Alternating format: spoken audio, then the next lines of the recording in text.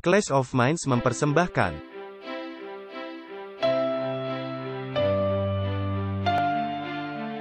Walter Veith, Martin Smith, Martin Luther, tahun 1517. Konsili Trent, tahun 1545. Luka Parah, tahun 1798. Kebangunan Besar Rohani, tahun 1844. Ensiklikal Rerum Novarum, tahun 1891. Konsili Vatikan II, tahun 1962. Paus Francis, tahun 2013. Ensiklikal Laudato Si Perawatan Rumah Kita Bersama, tahun 2015. Pandemi COVID-19, tahun 2019. Pemilihan Presiden Amerika Serikat, tahun 2020. Perang Rusia melawan Ukraina, tahun 2022. WhatsApp Prof 133, uang digital dan identitas untuk mengontrol kemanusiaan dalam jual beli. Selamat datang dalam episode lain WhatsApp Prof. Halo Walter. Hai Martin, saya melihat Anda memiliki tulisan yang sama di dada Anda lagi. Ya, saya menaruhnya di t-shirt, agar Anda bisa mengklarifikasinya. Apa tulisannya? Pakaian luar ruangan. Nah, itu tidak masuk akal. Mengapa Anda memakainya, ketika ada di dalam ruangan? Saya pikir perubahan iklim di dalam ruangan, yang menyebabkannya.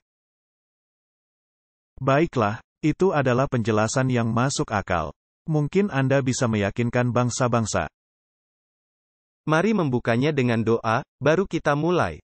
Bapa Sorgawi, terima kasih telah mengumpulkan kami bersama-sama. Dan kembali kami akan mengadakan diskusi hal penting. Kami memohon kiranya Engkau memberkati diskusi ini, mencerahkan pikiran kami melalui Roh Kudus-Mu. Di dalam nama Yesus, kami sudah berdoa. Amin. Nah, Martin, ada hal-hal tertentu yang mesti terbentuk agar supaya gambaran nubuatan lengkap. Untuk mencapai puncaknya, seperti yang diramalkan di dalam Alkitab, benar. Jadi, Anda harus memiliki masalah lingkungan tertentu yang harus terjadi. Harus ada permasalahan etnis. Bangsa melawan bangsa, etnis melawan etnis, kerajaan melawan kerajaan. Harus ada aspek politik. Dari pemulihan luka parah. Dengan kata lain, kekuasaan politik mesti diberikan kembali kepada binatang yang pertama. Pengaruhnya di ruang lingkup politik mesti dipulihkan. Mesti ada aspek religius, di mana anak-anak mesti kembali kepada ibu.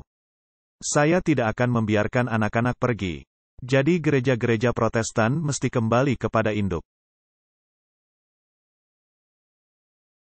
Gereja ini juga mesti memiliki awan universal, bersama-sama agama yang lain. Karena Alkitab berkata, segala sesuatu berpusat kepadanya. Dan kita memang melihat hal itu terjadi di dunia. Lalu mesti ada penerapan tanda binatang. Ditambah semua perundang-undangan mesti siap, agar bisa diterapkan.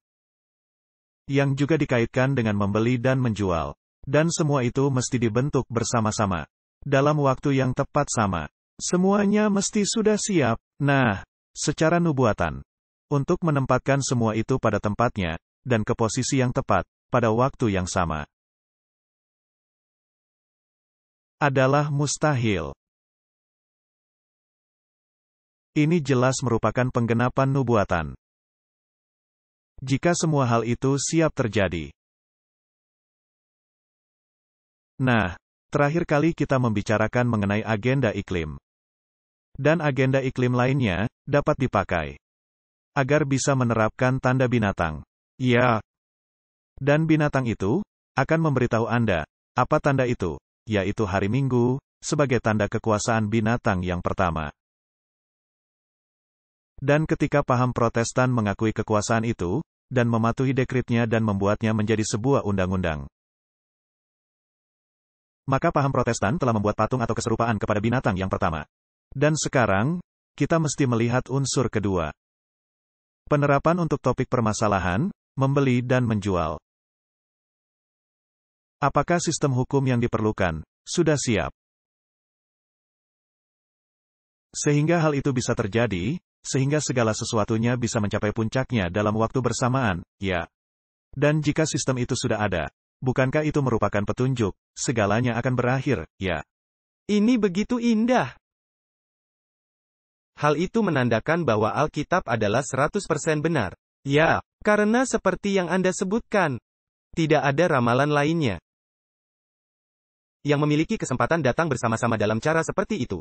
Ini sama dengan identifikasi dari binatang yang pertama. Tanduk kecil di dalam kitab Daniel. Allah telah memastikan ada begitu banyak kriteria yang disebutkan, yang semuanya berpuncak kepada sebuah organisasi. Jadi secara statistik adalah tidak mungkin hal itu terjadi, kecuali memang benar. Jadi semua kriteria yang ada, semua ciri-ciri identifikasi. Dari kitab Daniel pasal 7, mengenai tanduk kecil, yang kembali diberikan dalam bentuk sinoptik, di dalam kitab Wahyu pasal 13. Mengkaitkan binatang yang keluar dari laut, kepada kekuasaan tanduk kecil, yang ada di kitab Daniel pasal 7. Dan gambaran nubuatan itu, dan profil itu sedemikian jelas. Sehingga semua reformator, dengan suara sepakat, mengidentifikasi Roma sebagai kekuasaan tanduk kecil. Dan semua anak-anak dari gereja-gereja reformasi menyangkal kenyataan itu, karena mereka tidak lagi mempelajari nubuatan. Selain melalui lensa teologia Jesuit, yang merupakan teologia kontra-reformasi. Itu merupakan hal paling mengerikan yang terjadi kepada kekristenan, sejak asal mulanya. Anda lihat, masalahnya adalah iblis itu licik. Dan itulah sebabnya, semua landasannya ditutup-tutupi, disusupi, dan bersama dengan penganiayaan fisik. Tetapi umat manusia akan tanpa alasan. Ya, karena sangat jelas ditunjukkan, siapa pelakunya dan dilakukan sesuai Alkitabiah. Dan sekarang Alkitab telah tersedia, dan orang-orang sangat suka mengutip Alkitab. Tetapi intisari hal yang dikatakan Alkitab, sama sekali diabaikan. Marilah kita membahas topik kita, yaitu uang digital dan identitas seluruh dunia guna mengendalikan umat manusia, dalam membeli dan menjual. Dan ini berkaitan dengan gambaran nubuatan, Wahyu 13 ayat 15, dan kepadanya diberikan kuasa untuk memberikan nyawa kepada patung binatang itu. Jadi, patung binatang, yakni binatang yang kedua, dari kitab Wahyu pasal 13 akan menerima kekuasaan itu. Dan akan membuat patung atau keserupaan. Dengan kata lain, gereja dan negara akan bersatu. Ini bukanlah pertanyaan jika, melainkan pertanyaan kapan. Sehingga patung binatang itu berbicara juga, dan bertindak begitu rupa. Ini berarti memiliki kekuasaan legislatif. Ini bisa membuat undang-undang karena berbicara, dan bisa memaksakan keinginannya. Sehingga semua orang, yang tidak menyembah patung binatang itu, dibunuh. Menyembah patung binatang ini. Dengan kata lain, menyembah sistem keagamaan politik ini. Bagaimana caranya Anda menyembahnya? Dengan mematuhinya. Tetapi karena penyembahannya, ini berarti mesti memiliki konotasi keagamaan tertentu. Dan penurutan yang bertentangan kepada kehendak Allah. Tidak ada cara lain. Apakah Anda menyembah Allah atau dewa? Kitab Wahyu pasal 14, sembahlah Dia yang menciptakan langit, bumi, laut dan segala mata air. Dan tanda untuk itu ialah hari Sabat. Tetapi di sini, ada yang berkata, tidak, saya memiliki Injil yang baru. Binatang yang pertama, Anda akan diselamatkan oleh sistem sakramen saya. Inilah yang sudah dikatakan oleh Martin Luther. Gereja Katolik Roma telah menyesatkan dunia, melalui teologianya dan sistem sakramen, yang telah menggantikan firman Allah. Juga telah menggantikan pembenaran oleh iman. Jadi, ketika Anda menyembah patung binatang, maka Anda sedang mematuhi patung binatang ini, suatu penggabungan gereja dan negara, yang berperilaku dengan cara yang sama, seperti gereja di zaman abad pertengahan. Ketika Anda menyembah patung binatang ini, Anda sedang melakukan hal yang bertentangan kepada kehendak Allah. Jadi, ini mesti dikaitkan dengan kehendak Allah dan pengakuan akan otoritas Allah. Wahyu 13 ayat 16, dan ia menyebabkan, sehingga kepada semua orang, kecil atau besar, kaya atau miskin, merdeka atau hamba, diberi tanda pada tangan kanannya atau pada dahinya. Nah, kata in, sangat penting. Ini bukan kata on. Dengan kata lain, ini merupakan tindakan kognitif. Benar. Dan ini juga memberi Anda bagian, jika Anda tidak secara penuh melakukannya karena keyakinan keagamaan. Jadi Anda melaksanakannya karena Anda dipaksa. Jadi ini semata-mata suatu tindakan kepatuhan, apakah Anda setuju atau tidak? Atau ini merupakan tindakan kompromi, karena Anda setuju. Wahyu 13 ayat 17, dan tidak seorang pun yang dapat membeli atau menjual. Selain daripada mereka yang memakai tanda itu, yaitu nama binatang itu atau bilangan namanya. Nah, nama binatang itu ialah tabiatnya. Dengan kata lain, Anda mengaguminya. Anda melakukan apa perintahnya, karena Anda pikir, itu benar. Atau bilangan namanya, dan bilangan namanya ialah 666, seperti yang kita semua ketahui. Dan itu adalah bilangan yang bersifat duniawi. Ini bukanlah bilangan ilahi. Ini melakukan kehendak manusia, dan bukannya kehendak Allah. Dan kehendak manusia, diberikan bukan oleh manusia, melainkan oleh naga. Jadi, Martin, adalah penting bagi pemerintah untuk siap dengan perundang-undangan. Agar bisa menerapkan peraturan mengenai membeli dan menjual. Nah, kita pernah memutar video ini. Tetapi demi kejelasan, kami memutarkannya lagi. Apa yang menjadi landasan dari tatanan dunia adalah selalu sistem finansial. Dan saya pikir, apa yang sedang kita lihat di dunia sekarang ini adalah, kita sedang berada di tepi perubahan dramatis, di mana kita akan segera meninggalkan sistem uang tradisional dan akunting, dan memperkenalkan sistem yang baru. Sistem uang yang baru dan akunting baru, kita sebut sebagai blockchain. Ini artinya digital. Ini artinya memiliki hampir rekaman sempurna dari setiap transaksi yang terjadi dalam ekonomi, yang akan memberi kita kejelasan yang lebih atas transaksi yang terjadi. Tetapi ini juga menimbulkan bahaya sangat besar bagi keseimbangan kekuasaan antara negara dan warga negara. Dan saya pikir, kita mesti memiliki konstitusi digital, hak asasi manusia.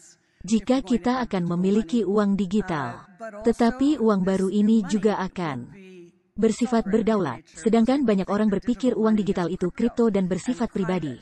Tetapi apa yang saya lihat, negara-negara adikuasa memperkenalkan mata uang digital. Orang-orang China adalah yang pertama. Amerika Serikat sedang menuju ke arah itu. Demikian juga negara-negara Eropa bertekad menempuh jalan itu. Tetapi pertanyaannya ialah, apakah sistem baru ini, dengan uang digital dan akunting digital, bisa mengakomodasi keperluan yang berkompetisi dari semua lokasi ini, sehingga setiap umat manusia memiliki kesempatan akan suatu kehidupan yang lebih baik. Karena itu merupakan satu-satunya ukuran, apakah tatanan dunia benar-benar melayani. Jadi, sekarang adalah waktunya kita berpikir, bagaimana cara kita memecahkan hal ini. Dan itu akan merupakan bagian dari jawaban, seperti apa rupanya tatanan dunia baru itu. Martin, jadi mereka harus menerapkan suatu sistem yang baru. Karena mereka akan tahu, setiap transaksi yang terjadi. Dan mereka juga bisa mengendalikan, setiap transaksi yang terjadi. Seperti yang kita tunjukkan di dalam episode yang sebelumnya, ketika Anda mendapat uang dari pemerintah. Mereka bahkan bisa mendikte uang Anda sendiri, untuk dibelanjakan apa. Atau apakah Anda sama sekali tidak bisa membelanjakannya? Benar. Ini dari situs Deutsche Wirtschaftsnachrichten. Kabar ekonomi Jerman. Menara Babel, depresi besar 2.0 akan memicu bencana terbesar finansial dunia. Dunia sedang dilaporkan menuju depresi besar jilid 2. Dan keruntuhan finansial yang akan datang ini, akan melebihi segalanya, yang pernah kita lihat dalam sejarah manusia. Diperkenalkannya suatu sistem perbankan yang terpisah, merupakan reaksi dari pemerintah Amerika Serikat. Untuk krisis keuangan serius di tahun-tahun 1929 hingga 1933. Kerugian massal yang dialami publik umum, yang sama sekali tidak diduga, karena bank-bank telah melakukan baik bisnis konsumen klasik maupun spekulasi. Keruntuhan tahun 2008, sesungguhnya merupakan keruntuhan mini. Tidak ada koreksi yang dilakukan. Kenyataannya, melainkan ditutup-tutupi oleh peningkatan hutang besar-besaran, yang memastikan, jika memang keruntuhan besar, yang tak terelakkan, terjadi. Tingkat keparahannya akan jauh di luar keruntuhan lainnya dalam sejarah. Kapan keruntuhan ekonomi yang diduga akan terjadi, tidak diketahui pasti. Yang jelas, hal ini akan terjadi. Jadi, akan terjadi riset besar. Ya, apakah kita menyukainya atau tidak? Saya pikir, mereka sedang sibuk dengan hal itu. Jadi, adanya orang-orang yang berkata, apa yang Anda butuhkan, penuhi hal itu sekarang.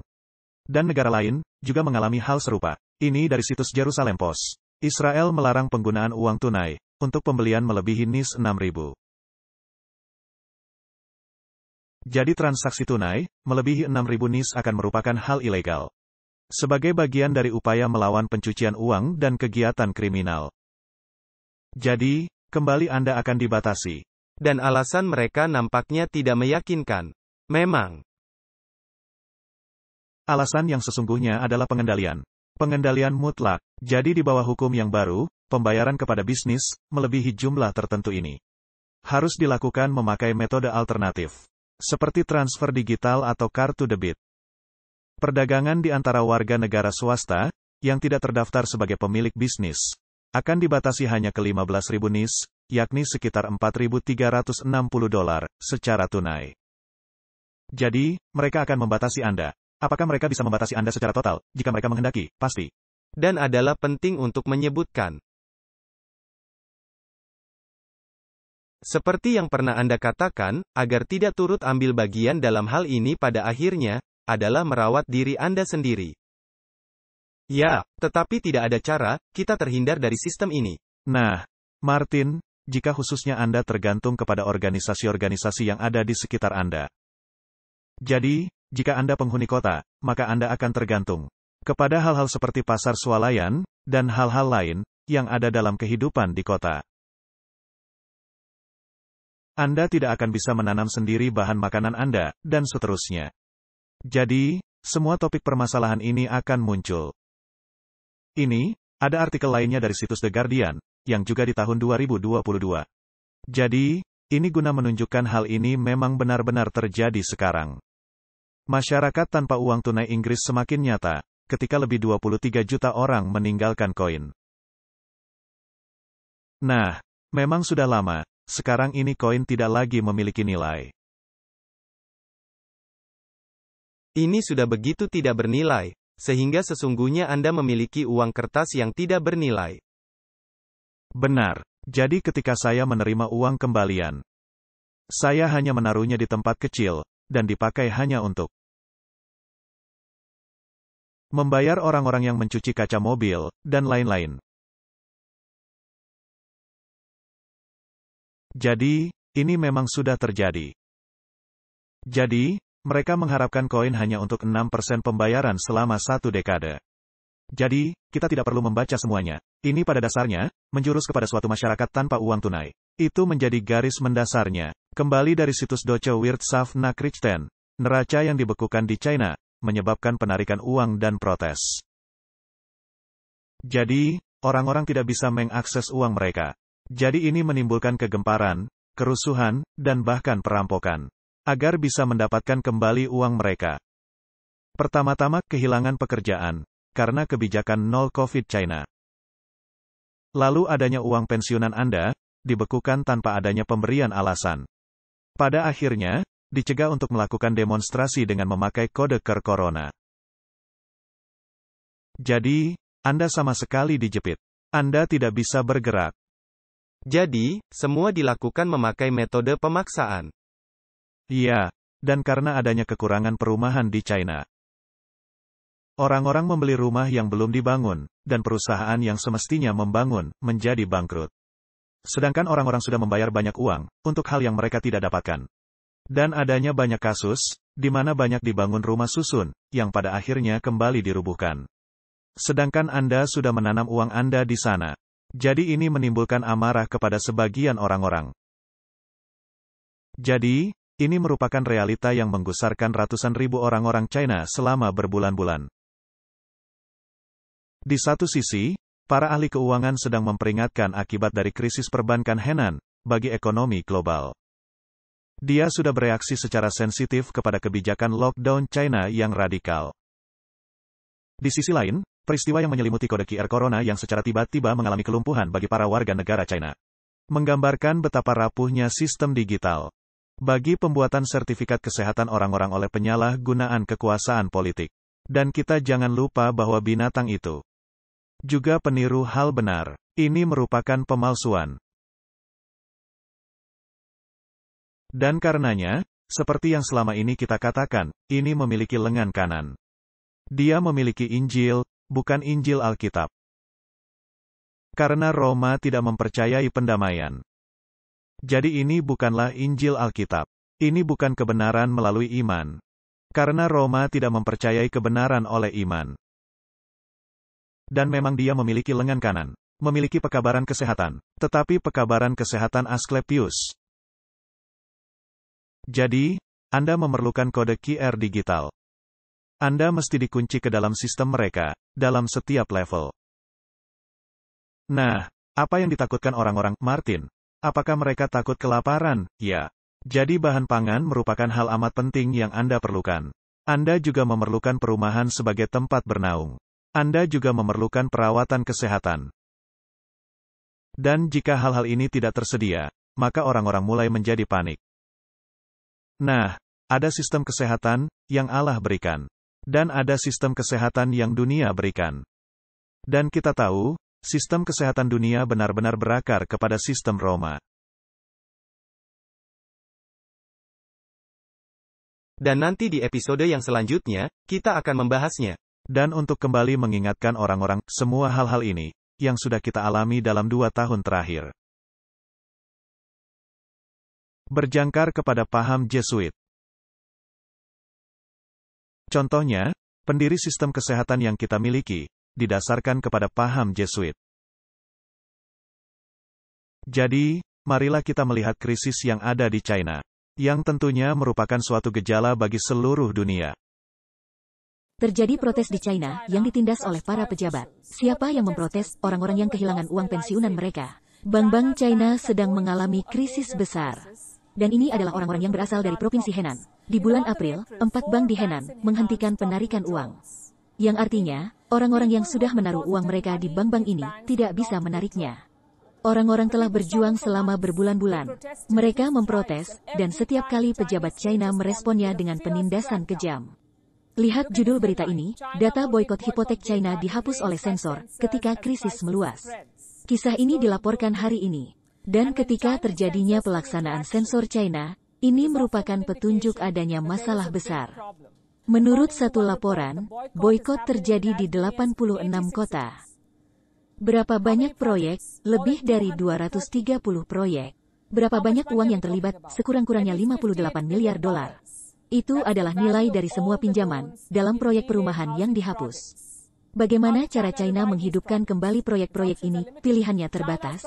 Sektor properti China telah menjadi andalan terbesarnya. Default baru-baru ini telah menaruh bank ke dalam risiko. Hutang yang sesungguhnya adalah jauh lebih besar. Jumlahnya, bank-bank China telah meminjamkan 9,2 triliun dolar kepada sektor properti. Dan lebih dari setengahnya merupakan pinjaman hipotek. Kita telah melihat semua ini sebelumnya. Ini sesungguhnya tepat hal yang terjadi di tahun 2008, krisis hipotek subprime di Amerika. Masalah yang lebih besar ialah kenyataan China mencoba menyembunyikannya. Dunia perlu tahu mengenai pinjaman buruk China. Di tahun 2020, ini menghantam penyebar luasan dari virus Wuhan, dan dunia mengalami pandemi. Di tahun 2022, China menyembunyikan lagi krisis lainnya, yang bisa memberi kita pandemi keuangan. Baiklah, Martin, kita senantiasa melihatnya dari sudut pandang nubuatan. Benar, ya. Jadi, mesti ada suatu mekanisme untuk mengendalikan bagaimana orang-orang membelanjakan uang mereka. Itu merupakan sistem baru. Ini belum ada sebelumnya. Anda memiliki uang, tetapi tidak bisa membelanjakannya. Jadi, apakah itu membatasi kegiatan Anda? Ya. Apakah ini bisa mengarahkan kegiatan Anda ke arah tertentu? Ya. Apakah itu yang dikatakan Alkitab? Hal yang akan terjadi? Ya. Kita sedang melihat nubuatan. Benar. Apakah ini dikaitkan kepada tanda? Ya.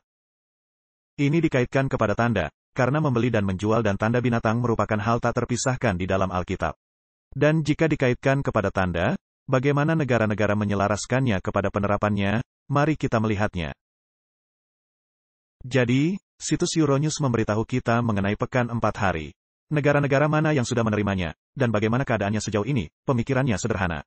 Para pegawai akan bekerja 4 hari dalam sepekan, sementara dibayar tetap sama dan memperoleh keuntungan yang sama, dengan beban kerja yang sama. Disanjung-sanjung sebagai masa depan produktivitas pegawai dan keseimbangan pekerjaan kehidupan. Para penganjur pekan bekerja 4 hari mengedepankan, ketika diterapkan, kepuasan pekerja meningkat, demikian juga produktivitas. Serikat-serikat buruh di seluruh Eropa, menghimbau para pemerintah untuk menerapkan pekan bekerja 4 hari. Tetapi negara-negara mana yang sudah menerima pemikiran ini, dan bagaimana kelanjutannya sejauh ini? Negara Belgia akan memperkenalkan pekan bekerja 4 hari, bagi para pegawai yang menghendakinya. Negara Inggris Raya segera memulai percobaan 6 bulan, di bulan Juni. Skotlandia dan Wales akan bergabung dengan perkembangan pergerakan global. Islandia, salah satu pemimpin dalam pekan bekerja 4 hari. Swedia, reaksi beraneka ragam untuk pekan bekerja 4 hari. Negara Jerman memulai percobaan dengan pekan bekerja yang lebih pendek. Perusahaan-perusahaan besar Jepang, mencoba pekan bekerja 4 hari. Spanyol akan memulai fase percobaan. Unilever sekarang ini mencoba pekan bekerja yang lebih pendek di Selandia Baru. Dan ketertarikan yang kuat di Amerika Serikat dan Kanada. Jadi nampaknya seperti pergerakan universal. Jadi, sesungguhnya apa akibatnya, jika hal ini terjadi? Nah, satu hari yang akan dibebaskan adalah hari apa? Hari Minggu. Dari situs Bisnis Tech, Afrika Selatan mesti mengubah undang-undang guna memperkenalkan pekan bekerja 4 hari. Sementara sejumlah besar perusahaan di Afrika Selatan dan di seluruh dunia sedang mempertimbangkan penerimaan pekan bekerja 4 hari. Hukum perburuhan negara nampaknya memerlukan penyesuaian guna mengakomodasi secara permanen pergeseran semacam itu. Jadi, mereka membicarakan mengenai meningkatnya semangat dari para pekerja. Tetapi di mana saja, ketika bersinggungan dengan topik hari Minggu. Ini merupakan salah satu topiknya. Jadi bukankah ini cara baik, guna menciptakan landasan? Mari kita memperluas ruang, dengan mencakup hari Minggu di dalamnya. Itulah hal yang saya ingin katakan, bisa saja ini, sebagai awal dari hal yang mereka ingin terapkan. Nah, tentunya kita juga memerlukan kesiapan teknologi. Untuk memonitor apa yang Anda lakukan di wilayah sekitar Anda. Dan apa yang saya lakukan, demikian juga orang-orang lainnya. Kemudian di dalam profil digital itu, pasti ada semua informasi yang tersedia mengenai orang tertentu itu. Nah, jika Anda membuka aplikasi di zaman kita sekarang ini, dan mereka menanyai Anda, siapa nama Anda? Lalu Anda menaruh nama Anda di kotak. Lalu segera muncul, bukan hanya nama Anda, melainkan juga nomor identifikasi Anda. Nomor keamanan sosial Anda, nomor telepon Anda. Domisili Anda, di mana Anda tinggal, dan alamat Anda. Apakah mereka juga memiliki data, mengenai apa agama Anda? Ya. Nah, beberapa tahun silam, diadakan sensus di Afrika Selatan. Dan semua orang mesti mengikuti sensus ini. Jadi mereka mendatangi rumah saya dan meminta saya agar mengisi formulir sensus. Dan saya mengisinya. Lalu ada bagian di bawah, yang berjudul, agama. Agama apa yang Anda anut? Maka saya menuliskan Kristen. Baiklah, kemudian mereka datang lagi kepada saya dan berkata, Anda tidak bisa hanya menuliskan Kristen. Anda mesti menyebutkan denominasi Anda. Saya berkata, mengapa saya mesti menyebutkan denominasi saya? Apa kaitannya dengan sensus? Dan memang adanya kasus, di mana orang-orang mengganti denominasi mereka, seperti mengganti kemeja, sekarang ini. Bukannya saya mau, tetapi sekedar ingin tahu, mengapa saya mesti menuliskan denominasi saya? Mereka menjawab, ini memang diminta. Saya berkata, baiklah. Nah bagaimana jika ada kasus dengan Islam? Apa yang dikatakan di situ, jika dituliskan Islam? Itu tidak adil. Apakah Islam Syiah atau Islam Sunni? Harusnya juga dikatakan, denominasi apa Islamnya. Dan jika tidak dituliskan, maka saya juga tidak akan menuliskan. Mereka sangat gusar kepada saya dan berkata, akan melakukan tindakan yang selanjutnya. Tetapi hingga sekarang tidak ada tindakan lanjutan. Tetapi tindakan yang selanjutnya, sebetulnya tidak perlu, karena mereka tahu, denominasi apa yang Anda miliki. Tepat sekali. Pastilah mereka tahu, apa denominasi Anda. Bahkan jika Anda tinggal di tempat terpencil. Jangan berpikir, mereka tidak tahu di mana Anda tinggal. Mereka tahu. Martin, saya sering ditanya pertanyaan. Jadi apa poin dalam melakukan hal ini? Saya sering berkata kepada diri saya sendiri dan kepada orang-orang lain, ketika kesesakan yang sesungguhnya mulai terjadi. Itu akan merupakan masa kesesakan yang belum pernah terjadi. Mereka bisa saja sangat sibuk, sehingga diperlukan beberapa saat sebelum menangkap Anda. Khususnya ketika Anda sulit ditemukan. Itu menjadi masalah. Ya, ada Allah yang bisa menyembunyikan Anda di tebing di batu karang. Saya sedang tinggal di sebuah lahan pertanian. Di tempat terpencil. Kami memiliki ladang di Cape. Dan kami sedang berkendaraan menuju bandara. Karena pada hari itu, saya akan terbang. Dan jaraknya sekitar 200 km. Dan saya menyetir mobil di sepanjang pegunungan, melalui daerah terpencil. Dan kami melihat adanya kebakaran di gunung. Nah, hal yang seharusnya Anda lakukan di wilayah itu, ketika melihat adanya kebakaran, Anda mesti melaporkannya. Jadi, ketika kami tiba di kota selanjutnya, sekitar 150 km dari tempat tinggal saya. Maka kami datang dan melaporkan, tadi kami melihat adanya kebakaran. Dan mereka berkata, baiklah, siapa nama Anda? Lalu saya menyebutkan nama saya, dan dalam hitungan detik, mereka memberitahu saya, tempat tinggal saya. Dan segala sesuatu perihal saya. Saya berpikir, bagaimana bisa mereka tahu, di kantor polisi kecil yang terpencil dan tahu segala sesuatunya. Ada perusahaan yang bernama TransUnion di Afrika Selatan dan mereka memiliki semua data Anda secara digital. Dan itu berhubungan kepada pemerintah, bank, kantor pajak dan kepolisian. Dan meskipun Anda tidak memiliki telepon pintar atau peralatan teknologi, data-data Anda sudah ada di sana. Benar, data Anda sudah ada. Nah, seberapa serius mereka mengenai memastikan bahwa Anda memang ada di dalam database ini? Nah, Tuan istimewa ini, dalam pemikiran saya. Dan di dalam berbagai kesempatan, dianggap lebih pintar dari Allah. Tetapi itu masalah dia. Mari kita dengarkan apa yang hendak dikatakannya. Dengan segera, orang-orang akan berjalan dengan sensor biometrik ada di tubuh atau di dalam tubuhnya. Dan yang mengizinkan Google, atau Facebook, atau pemerintah Cina, atau siapapun itu. Guna memonitor terus-menerus, apa yang terjadi di dalam tubuh saya. Ini disebut pemikiran yang dimiliki manusia, yang memiliki jiwa dan roh, dan kehendak bebas. Dan tidak ada orang yang tahu, apa yang terjadi di dalam diri saya. Apapun yang saya pilih dalam pemilihan umum. Atau misalnya di pasar swalayan, apa yang menjadi pilihan bebas saya, itu sudah tidak ada lagi. Kami memiliki teknologi untuk meretas umat manusia dalam skala besar-besaran. Teknologi baru pengawasan, yang sekarang sudah diterapkan, guna menghadapi wabah virus corona yang merebak. Ketika sudah usai, seperti dikatakan beberapa pemerintah. Tetapi akan ada gelombang kedua corona, sehingga kita mesti siap. Adanya Ebola, dan flu biasa. Mengapa tidak melindungi orang-orang memakai hal ini, dengan sistem pengawasan yang baru? Jadi, kecenderungannya adalah memanjangkannya dalam waktu tidak terbatas. Dan sekarang ini, ketika pengawasan yang dilakukan di bawah kulit. Pemerintah sekarang ini, tidak hanya tertarik kepada hal, kemana kita pergi, siapa yang kita temui. Bahkan dengan hal yang terjadi, di dalam tubuh kita. Poinnya adalah, mereka memiliki teknologi.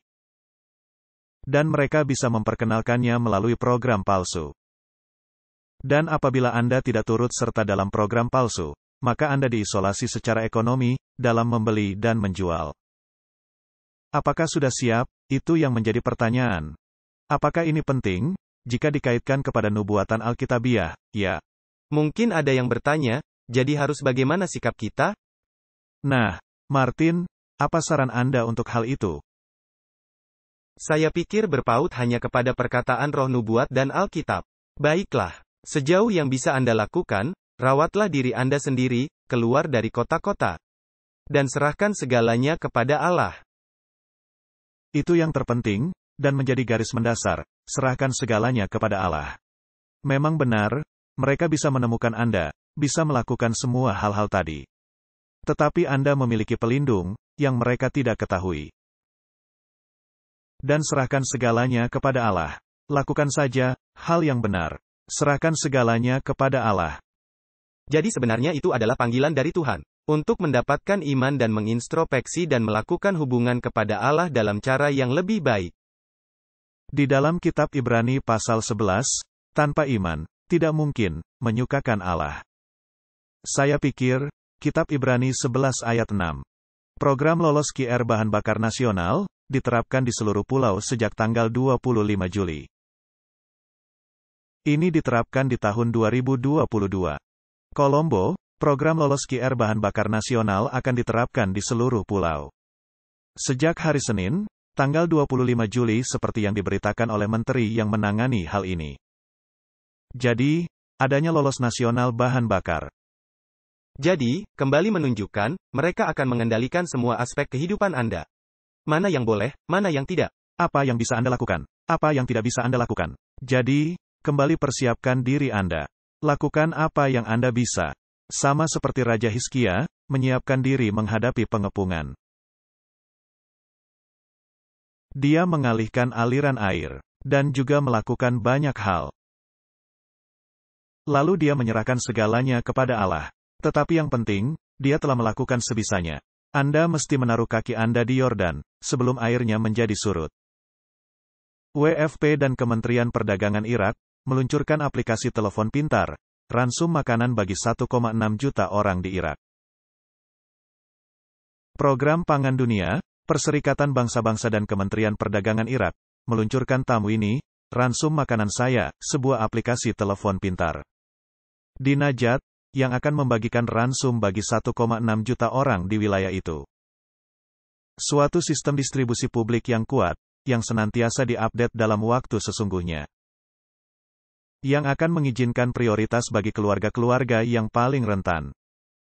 Di bawah program perlindungan sosial ini, proses digital PDS, juga menyediakan landasan bagi kementerian pemerintahan lainnya. Untuk bersatu dan menciptakan suatu daftar sosial manunggal. Bagi keluarga-keluarga yang paling memerlukan bantuan. Mereka selalu mengadakan hal manis kecil ini. Mereka selalu ingin memberikan hal baik kepada seseorang. Tetapi yang sesungguhnya, ini adalah mengenai pengendalian. Ini menyedihkan, karena mereka memainkan drama kasihilah sesamamu manusia. Tetapi mereka memiliki rencana yang tersembunyi. Dari situs Financial Times, ini juga dari tahun 2022. Presiden Iran, Raisi, mengurangi subsidi roti. Presiden Iran telah mengumumkan rencana mengurangi subsidi roti, karena harga gandum yang meningkat tajam secara global. Dan Teheran mencoba mengendalikan suatu ekonomi yang dihantam keras oleh sanksi Amerika Serikat atas ekspor minyak. Pemerintah akan menawarkan kupon digital kepada para warga negara, yang akan mengizinkan mereka bisa mengakses suatu jumlah roti yang terbatas dalam harga yang disubsidi. Dan sisanya akan tersedia dalam harga rata-rata pasar. Akankah ini bisa menggeser kepada pengendalian menyeluruh? Ini sudah siap, tinggal mengatur jumlahnya. Memerangi uang tunai, Australia menguji coba mata uang digital. Bank Sentral sedang mengikuti himbauan dari Bank for International Settlement, BIS, kepada semua sentral bank utama dunia, guna menyiapkan bagi perkenalan mata uang digital. Keberapa banyak bank? Semua bank. Selain Australia, Amerika Serikat, Uni Eropa dan China juga sedang mendorong dengan giat penghilangan uang tunai.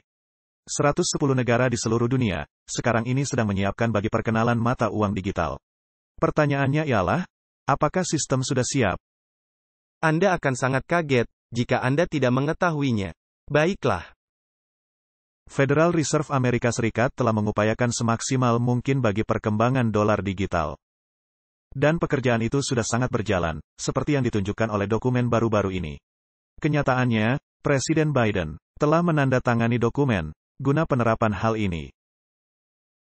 Di sini ada artikel lainnya, rancangan Undang-Undang Identitas Digital Amerika Serikat yang baru, diharapkan lolos, membuka jalan bagi identitas generasi mendatang. Martin, nubuatan Alkitab sedang digenapi di depan mata kita. Bukan hanya cara mengakses uang Anda, menjadi tanda binatang. Allah tidaklah terlalu mempedulikan, seperti yang sudah ribuan kali saya katakan. Apa yang Anda beli dengan uang Anda, atau bagaimana cara Anda membelanjakannya atau alat apa yang Anda pakai untuk pembayaran. Allah hanya tertarik kepada tabiat Anda. Allah hanya tertarik, apa yang ada di dalam pikiran Anda. Siapa yang Anda akui sebagai Allah Anda? Suatu rancangan Undang-Undang Identitas Digital Amerika Serikat yang baru, sedang memantapkan berjalan menuju Kongres. Martin, mengapa baru sekarang? Mengapa semua negara-negara melakukannya sekarang? Karena pergerakan penghabisan berlangsung dengan sangat cepat. Mereka tahu persis apa yang akan terjadi, mereka telah siap. Dan ini akan bersifat universal. Tidak ada jalan lolos. Jadi, ketika hal itu datang, Anda mesti menerimanya. Orang-orang yang memiliki, hanyalah pemerintah dan perusahaan-perusahaan besar. Sebagai suatu sistem feodal baru, seperti yang pernah kita katakan. Dan Anda akan dikunci ke dalam sistem feodal itu, apakah Anda menyukainya atau tidak.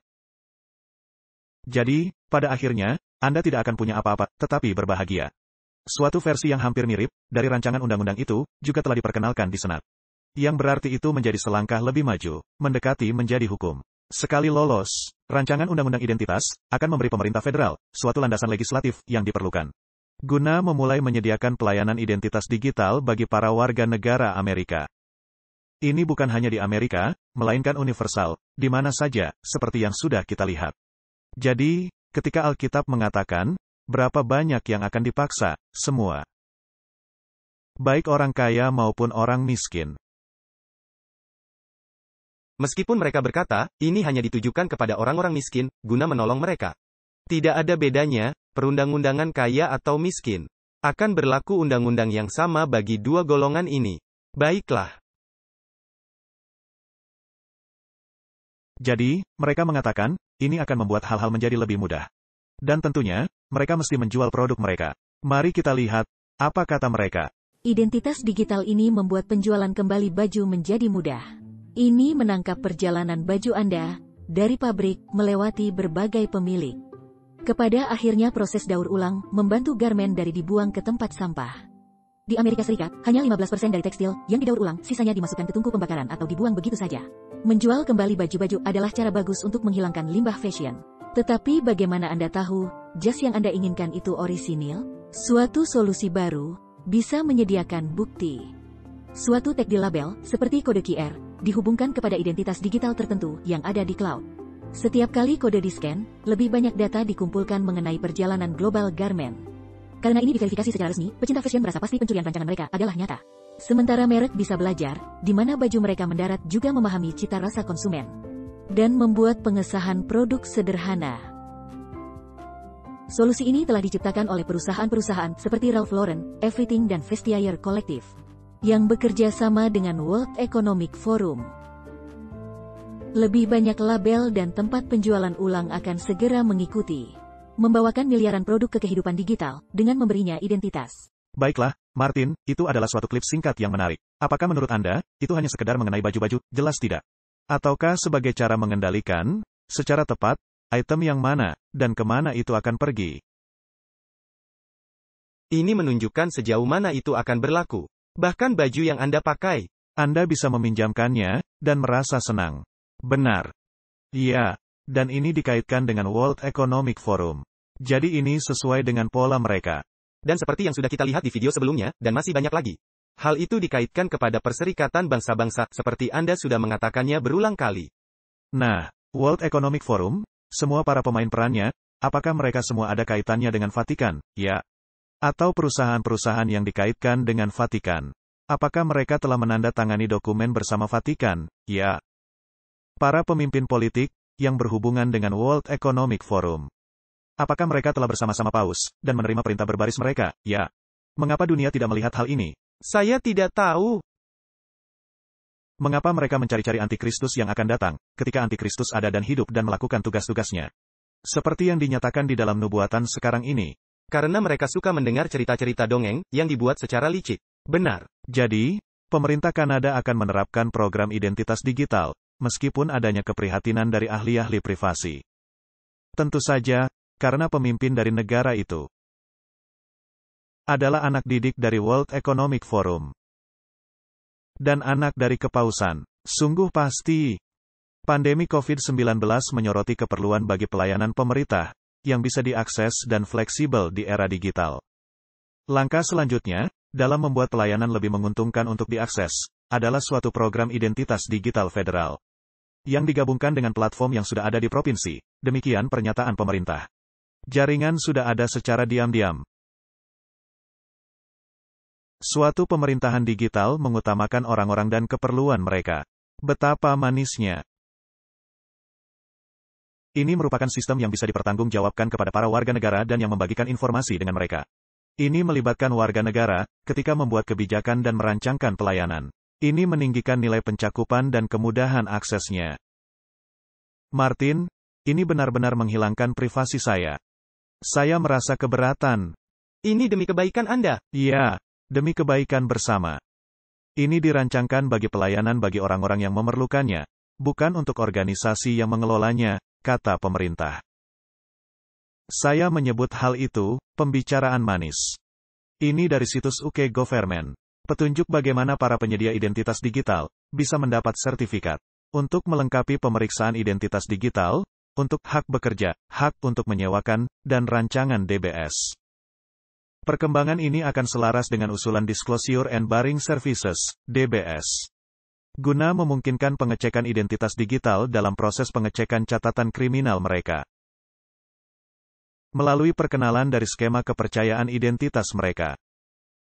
Nah, Martin, ketika pemerintah mengeluarkan undang-undang, dan yang membuat semua orang guna mematuhi undang-undang tersebut, tetapi Anda menolak undang-undang itu karena bertentangan kepada hati nurani Anda dan dengan Alkitab, maka apakah Anda menjadi seorang kriminal? Ya, karena itu melawan hukum. Jadi, apakah sistem identitas digital menghubungkan Anda kepada proses kriminal? Jelas. Jadi, dapatkah Anda bisa menjadi sasaran? Tentu saja, dan Anda bukan hanya orang buangan, melainkan juga seorang kriminal. Dan Anda bisa diperlakukan layaknya seorang kriminal. Dan jika di negara Anda, adanya hukuman mati untuk suatu tindakan kriminal tertentu, maka tidak masalah bagi mereka guna menerapkannya. Benar. Petunjuk ini menetapkan bagaimana penyedia layanan bisa memperoleh sertifikat guna melengkapi pemeriksaan identitas digital, hak untuk bekerja, hak untuk menyewa. Bukankah World Economic Forum mengatakan, Anda mesti melakukan semua hal itu? Ya, dan mereka berkata, Anda akan senang.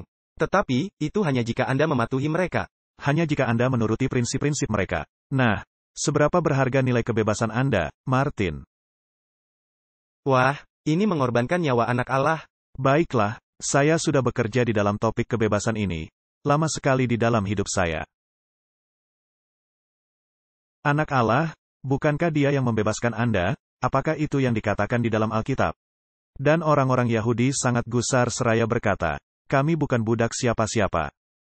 Tetapi Yesus berkata, mereka adalah para budak. Dan Yesus akan membebaskan mereka.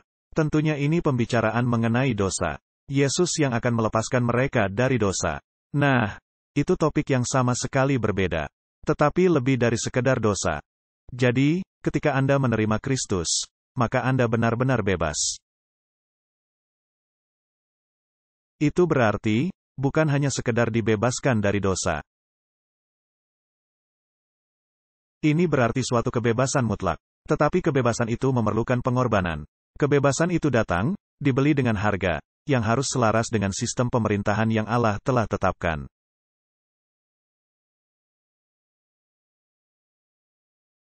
Suatu keputusan kognitif.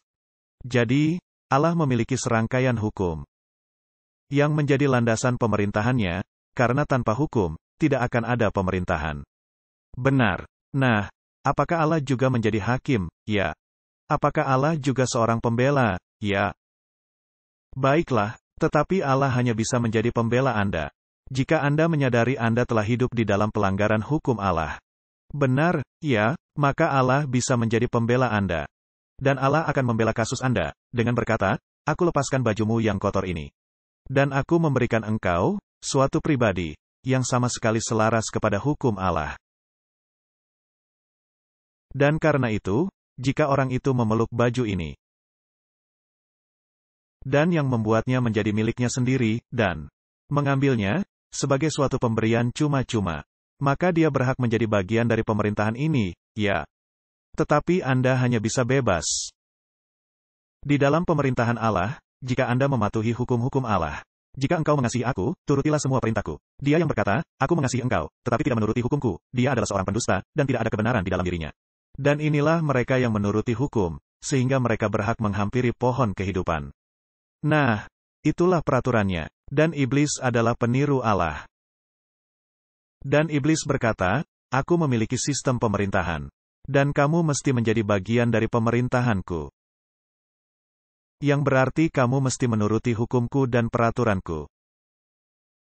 Dan aku akan memberi kamu akses bebas ke segala sesuatu yang kamu butuhkan.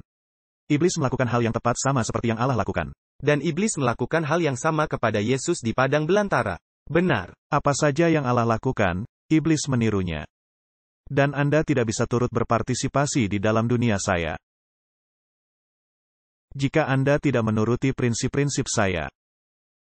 Apakah iblis mengatakan hal itu? Ya. Jadi, Anda bisa menjadi hamba kepada kebenaran. Atau Anda menjadi budak kepada dunia ini dan aturannya.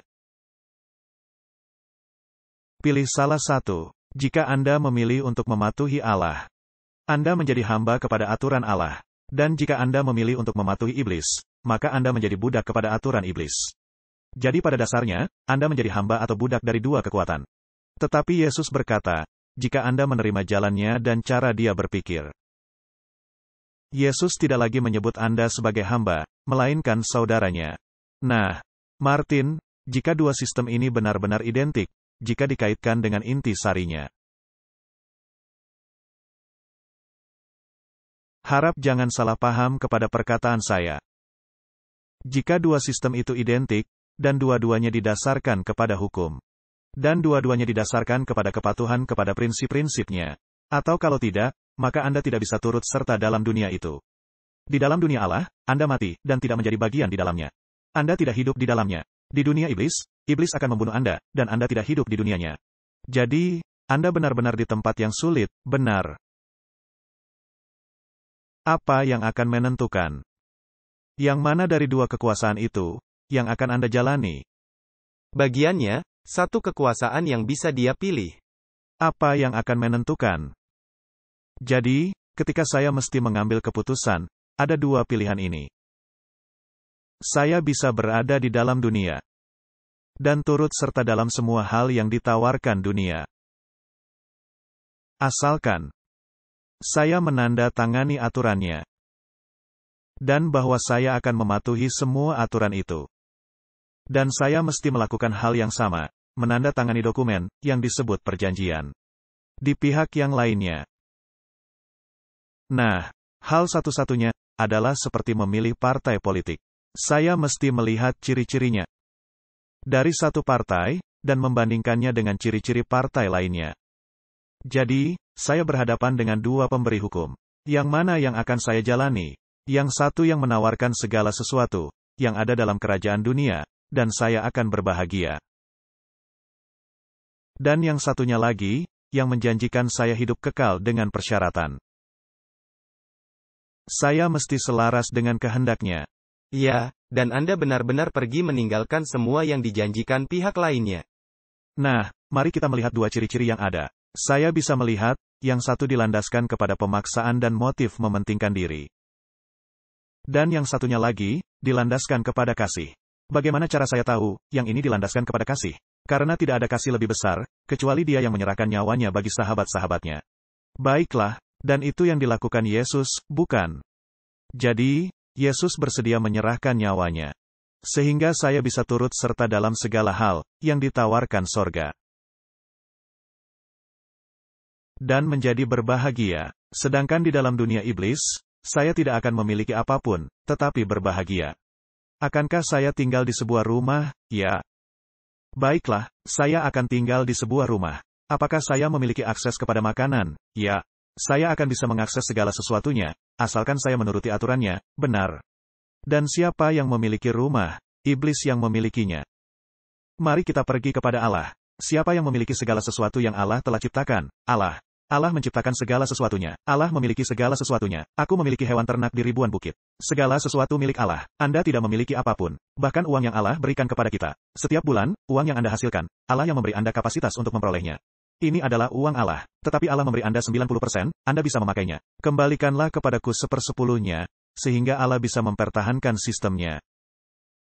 Dan para duta-dutanya di bumi. Ini adalah rencana Allah.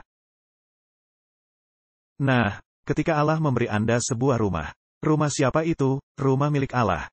Apakah ada perbedaan di antara dua sistem ini? Tidak ada. Tidak ada perbedaan dalam dua sistem ini, kecuali tabiat dari pemberinya.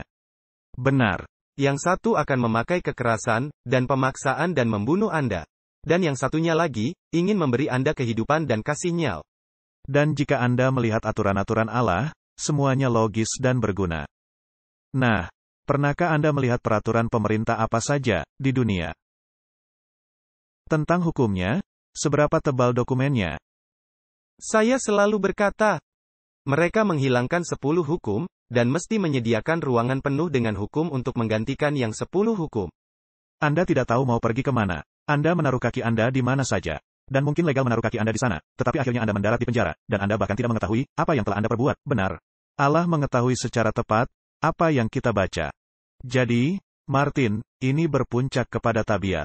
Nah, ketika Allah memberi Anda sesuatu, Allah memberi Anda sebuah rumah. Allah berkata, aku pergi guna menyediakan tempat bagimu. Di rumah Bapakku, ada banyak tempat tinggal. Nah, hal itu menggusarkan iblis. Maka di dalam Alkitab terjemahan baru, Allah memberi Anda kamar. Dan merasa senang, ini dipraktekkan di dalam pengurangan kadar paham komunis. Dia memberi Anda kamar. Ada kamar bagi Anda, tetapi hal itu masih menggusarkan hatinya, maka di dalam terjemahan yang lebih baru, diganti, dia akan memberi Anda tempat kecil atau space. Tidak lagi kamar. Jadi, Allah berkata, aku akan menyediakan tempat tinggal. Nah, itu memang tempat tinggal Allah. Tetapi ketika Allah memberi Anda tempat tinggal itu, dan karena Allah itu 100% tidak mementingkan diri. Seberapa banyak kepemilikan yang Anda rasakan? 100%, karena Allah akan memerintah bersama-sama Anda. Baiklah, dan ketika iblis memberi Anda, apakah itu ibarat pedang di atas kepala Anda? Ya, Anda harus berhati-hati. Jadi, Martin, saya telah menetapkan pilihan saya. Saya mengikut aturan Allah. Karena bukan saja, saya telah mempelajari tabiat Allah, melainkan juga Allah telah mendemonstrasikan tabiatnya. Allah adalah pribadi yang bersedia memberikan segalanya, bahkan nyawanya sekalipun. Jadi, semua hal ini adalah mengenai pengendalian. Apakah Allah mengetahui segala sesuatu mengenai diri Anda? Ya. Apakah Allah mengetahui untuk apa saja uang Anda? Ya. Apakah Allah mengetahui cara Anda memperoleh uang? Dia berkecimpung dalam bisnis pengawasan. Sistem pengawasan Allah adalah jauh lebih canggih daripada yang iblis bisa lakukan. Dan mengapa kita tidak marah kepada Allah akan hal itu? Karena Allah tidak memaksa Anda. Coba saya beritahu Anda, kapan Anda menjadi marah kepada Allah, yaitu ketika Anda melakukan kesalahan. Karena Anda mengetahui, sedang diawasi, dan Anda tidak menyukainya. Nah, bagaimana jika Anda bisa menyerahkan hal itu? Dan pikiran Anda bisa kembali menjadi selaras. Maka Anda akan mengasihi Allah, sama seperti Anda mengasihi sesama Anda. Kita sudah membahasnya, benar, ya. Martin, apakah akan aman? Di dalam dunia seperti itu, di mana saya bisa membaca pikiran Anda, ya. Apakah aman di dalam dunia, seperti yang kita tempati sekarang ini? Jika saya bisa membaca pikiran Anda, sama sekali tidak aman. Baiklah, kita tinggalkan saja diskusi itu. Garis mendasar, hal yang saya ingin katakan, ketika dihadapkan kepada pilihan akan dua sistem ini. Lihat saja tabiat dari pemberi hukumnya. Di sini ada artikel lainnya, di bulan Juli tahun 2022. Sejumlah negara membagi-bagikan dokumen identitas digital yang baru. Jadi, negara Vietnam, negara Brazil, Saint Lucia, Yunani, semuanya turut serta. Ini sudah menjadi hal universal. Ketika Alkitab berkata, semuanya, ini memang berarti semuanya. World Economic Forum menerbitkan artikel menghimbau penyensoran global dengan memakai AI dan kepintaran manusia. Ini dari bulan Agustus, tahun 2022. Saya sangat tertarik, ketika melihat orang ini. Dia sangat selaras dengan hal yang suka dikerjakan kelompok Jesuit, benar. Dia sedang menunjukkan apa rencananya. Apakah kelompok Jesuit memiliki sistem pengawasan di abad pertengahan? Ya, inkuisisi. Inkuisisi, mereka yang mengambil alih. Dan mereka melakukan pekerjaan yang baik, karena mereka telah membunuh jutaan manusia. Apakah mereka mengunjungi rumah Anda dan melakukan hal yang mesti dilakukan? Apakah mereka melakukan hal yang sama, bahkan dengan presiden di dunia saat ini, atau mantan presiden, mereka melakukan hal yang sama? Nah, ada sisi lain dari hal ini, ketika orang-orang berkata, ini adalah bagian yang mesti dilenyapkan. Ini adalah rawa-rawa yang mesti dikeringkan. Tetapi Donald Trump memeluk orang ini. Kita sudah menunjukkan di episode yang sebelumnya. Meskipun nampaknya, semua identitas digital ini, dan hal-hal yang menyertainya, akan terus diterapkan dan dipakai. Mereka tidak akan menghentikan ini sekarang. Jadi, sebuah artikel usulan di halaman World Economic Forum telah mengusulkan menciptakan sebuah program kepandaian buatan yang bisa berlaku sebagai alat lengkap penyensoran global.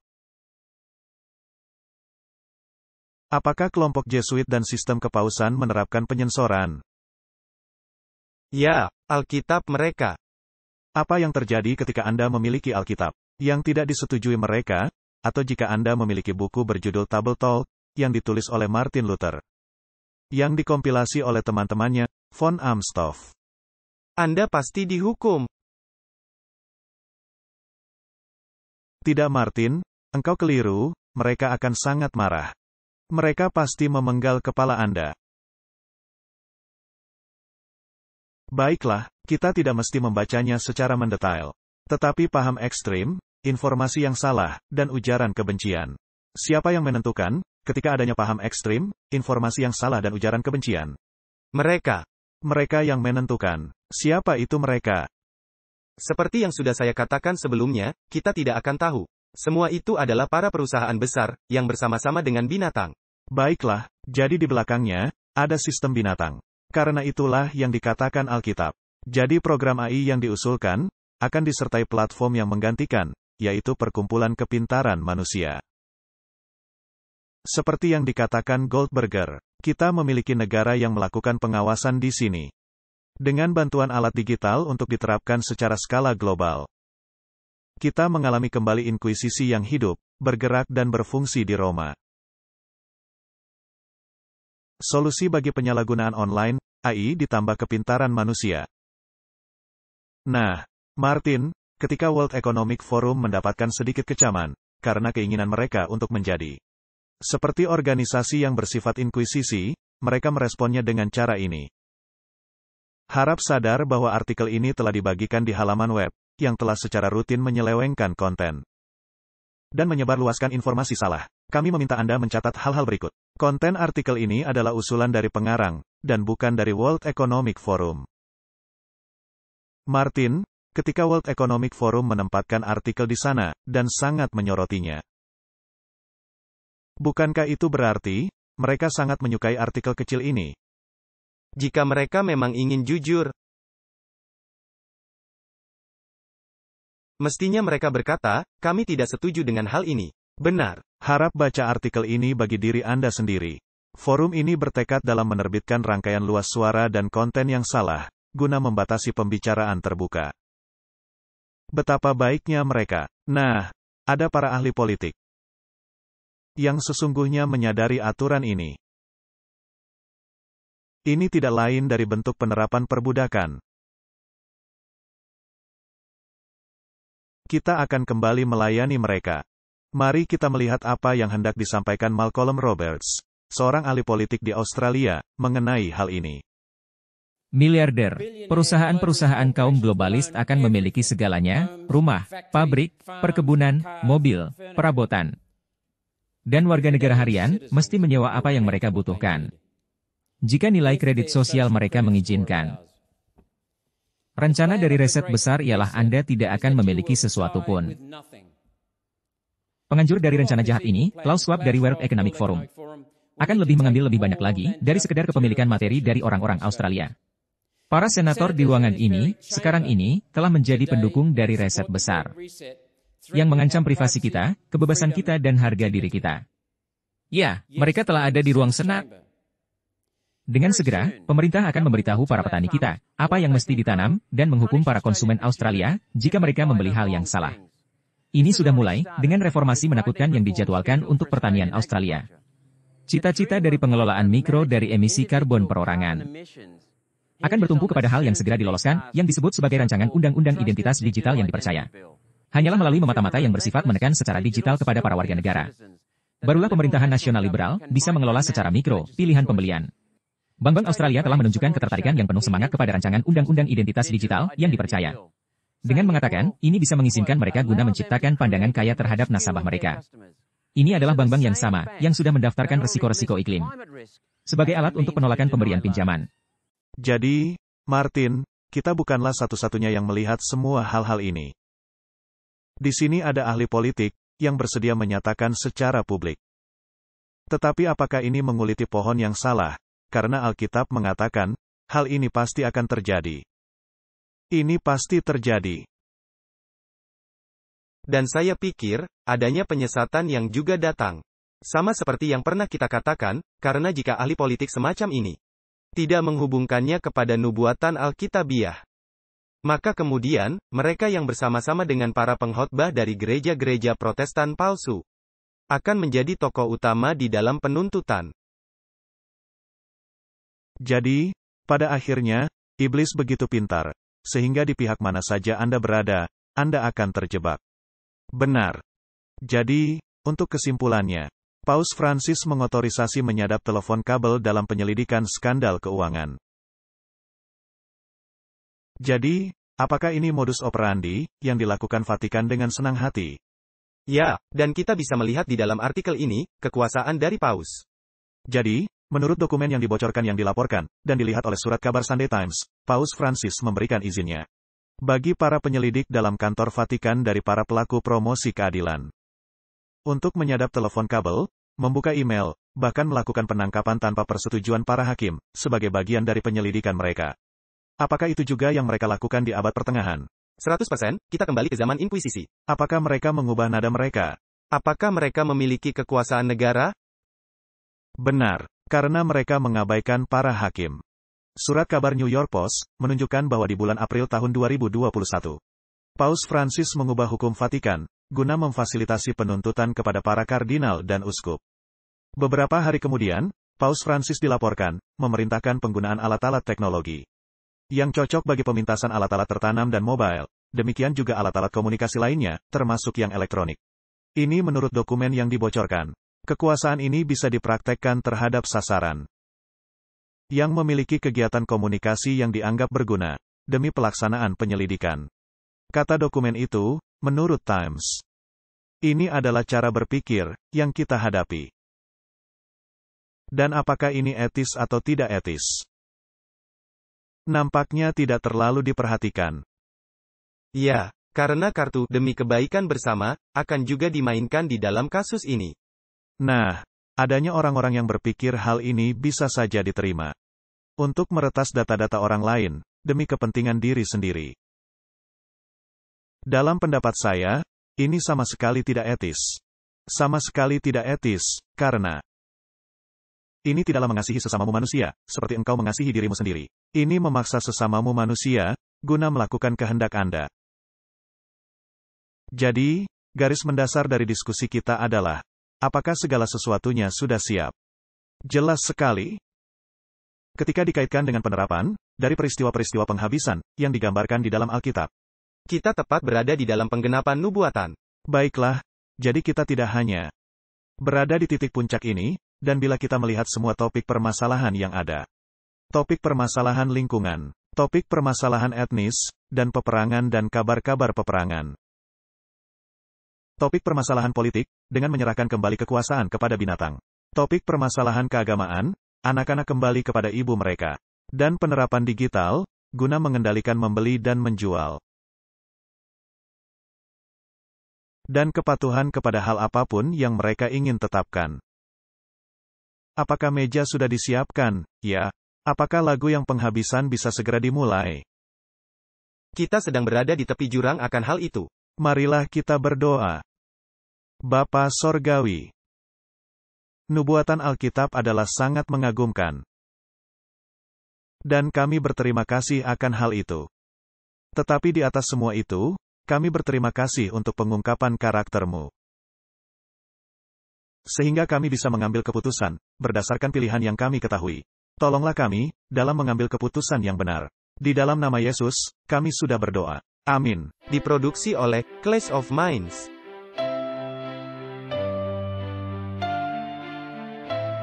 Menampilkan pembicara, Walter Faith dan Martin Smith.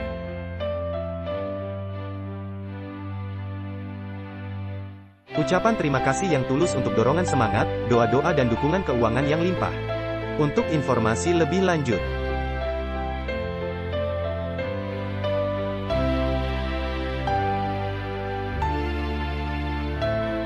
kami memuji Juru Selamat yang setia dan sejati, Yesus Kristus. Bagi kasih karunia dan belas kasihannya dan hak istimewa untuk bekerja di kebun anggurnya, guna menjangkau jiwa-jiwa bagi kerajaannya yang segera datang.